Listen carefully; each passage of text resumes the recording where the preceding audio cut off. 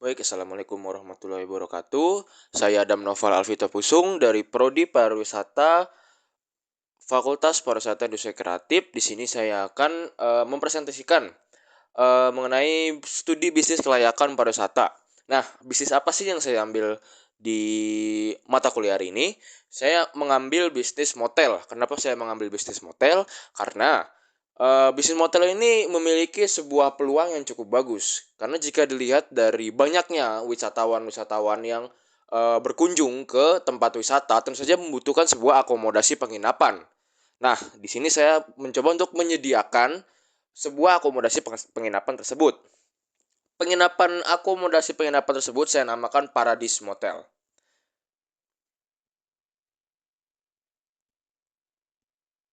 Oke, yang pertama di sini akan menjelaskan profil perusahaan.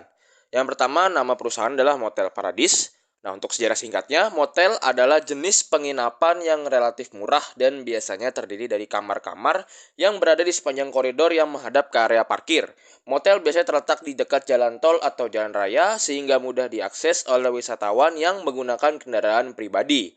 Fasilitas yang disediakan biasanya meliputi tempat tidur, kamar mandi dalam, televisi, dan AC. Biasanya motel tidak menyediakan fasilitas yang lengkap seperti halnya hotel, seperti kamar, restoran, dan pusat kebugaran. Nah, benar apa yang disampaikan di sini. Jadi, motel itu merupakan sebuah akomodasi penginapan yang bisa dibilang secara bahasa Inggris kita bisa bilang low budget. Low budget itu adalah hotel yang kamar-kamar relatif murah, jadi hanya disediakan fasilitas-fasilitas yang memang menunjang untuk sebuah penginapan. Nah, di sini saya akan menjelaskan tentang visi dan misi. Visinya adalah menjadi pilihan utama penginapan yang terjangkau dan nyaman bagi wisatawan seluruh Indonesia. Nah, kenapa kita ingin menjadi yang terbaik gitu? Karena penginapan yang terjangkau kalau tidak diimbangi dengan harga yang penginapan yang terjangkau kalau tidak diimbangi dengan kualitas yang bagus, itu pasti mendapatkan feedback yang jelek. Makanya di sini kita mengutamakan dari harga yang terjangkau dan nyaman juga bagi wisatawan. Selanjutnya adalah misi menyediakan layanan penginapan yang berkualitas dengan harga yang terjangkau serta memberikan pelayanan yang ramah dan profesional kepada setiap tamu.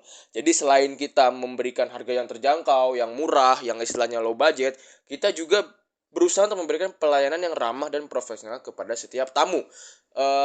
Tentu saja kita berusaha untuk menyamakan pelayanan kita dengan pelayanan seperti di hotel gitu. Jadi kita harganya murah, tapi pelayanan kita sama kayak di hotel gitu. Lalu untuk produk ya, tentu saja produknya merupakan sebuah produk jasa. Itu menerapkan layanan penginapan dengan fasilitas kamar yang dilengkapi dengan AC, TV, kamar mandi dalam, dan wifi gratis. Lalu untuk aspek teknis dan sumber daya manusia. Berikutlah beberapa aspek teknis dan sumber daya manusia yang perlu diperhatikan dalam pembangunan motel. Yang pertama adalah aspek teknis. Yang pertama adalah lokasi. Memilih lokasi yang strategis dan mudah diakses. Lalu desain, memiliki desain yang menarik dan sesuai dengan tema motel. Lalu konstruksi, melakukan pembangunan motel dengan material bangunan yang berkualitas dan sesuai standar. Fasilitas, memiliki fasilitas yang cukup seperti tempat tidur, kamar mandi dalam, televisi, AC, dan tempat parkir kendaraan. Lalu yang kedua, sumber daya manusia. Yang pertama ada manajer yang bertanggung jawab atas pengelolaan motel secara keseluruhan. Lalu ada front desk yang bertanggung jawab atas pelayanan tamu, check-in, check-out, dan reservasi. Lalu ada housekeeping yang bertanggung jawab atas kebersihan kamar dan fasilitas motel. Lalu teknisi yang bertanggung jawab atas pemeliharaan dan perbaikan fasilitas motel seperti AC dan peralatan lainnya. Lalu yang terakhir ada keamanan yang bertanggung jawab atas keamanan pengunjung dan properti motel.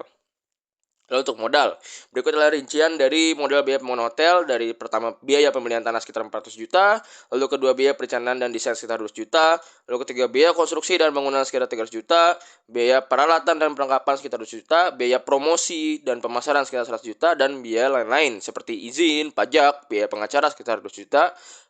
Jadi jumlah total biaya yang dibutuhkan adalah 1,4 miliar. Resiko usaha. Resiko perusahaan. Semakin majunya perusahaan bukan berarti tidak akan mengalami resiko. Ada beberapa resiko yang mungkin saja terjadi, seperti kehilangan kepercayaan konsumen, kecurangan laporan keuangan, dan gagal dalam memperdagangkan produk. Hal ini disebabkan oleh semakin majunya sebuah bisnis, secara otomatis akan bermunculan pesaing usaha yang sejenis. Nah, kenapa perusahaan seperti ini sangat beresiko? Karena ketika kita melakukan sebuah bisnis, kita menjalankan sebuah bisnis yang memang ada peluangnya besar, lalu berhasil, sudah pasti orang-orang sekitar kita yang memang lingkup daerah sekitar situ akan mencoba hal yang sama juga. Dan terciptalah sebuah bisnis persaingan di antara hal tersebut. Kenapa? Karena nama juga kita sedang berbisnis, kita sedang mencari keuntungan, itu adalah sebuah hal yang wajar. Lalu dari segi ekonomik, sosial, dan politik. Pertama-tama, aspek ekonomi dalam pembangunan motel dapat memberikan kontribusi positif terhadap perekonomian suatu daerah. Nah, tentu saja dengan adanya motel, pembangunan motel, tentu saja benar adanya pembangunan motel dapat memberikan kontribusi positif seperti menambah pendapatan daerah dan lain-lainnya juga. Lalu seperti aspek sosial juga perlu diperhatikan dalam pembangunan motel. Motel dapat menjadi sumber pendapatan bagi masyarakat setempat, terutama bagi mereka yang memiliki lahan atau properti yang digunakan untuk pembangunan motel. Benar, dari mulai pembangunan motel tentu saja kita membutuhkan sebuah tenaga kerja untuk membangun motel, seperti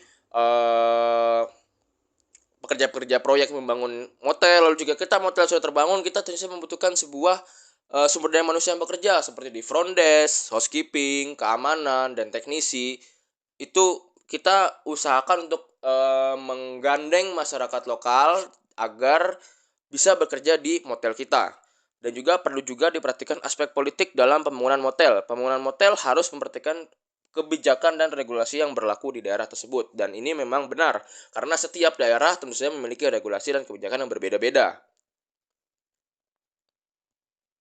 Lalu dari aspek yuridis, yang pertama analisis kesesuaian bisnis dengan hukum. Suatu ide bisnis dinyatakan layak jika ide bisnis tersebut sesuai dengan ketentuan hukum dan mampu memenuhi segala persyaratan perizinan di wilayah tersebut. Lalu yang kedua, analisis kemampuan memenuhi perizinan. Bisnis Paradise Motel ini pastinya sanggup memenuhi perizinan dengan mengajukan surat izin usaha perdagangan atau SIUP. Lalu yang terakhir adalah analisa profil pemilik. Nama pemilik saya sendiri, Adam Novel Fitapusung, yang beralamat di Komplek Nasri Kedaung B19 RT 6 RW 2 Kelurahan Kedung Wetan, Neglasari, Tangerang.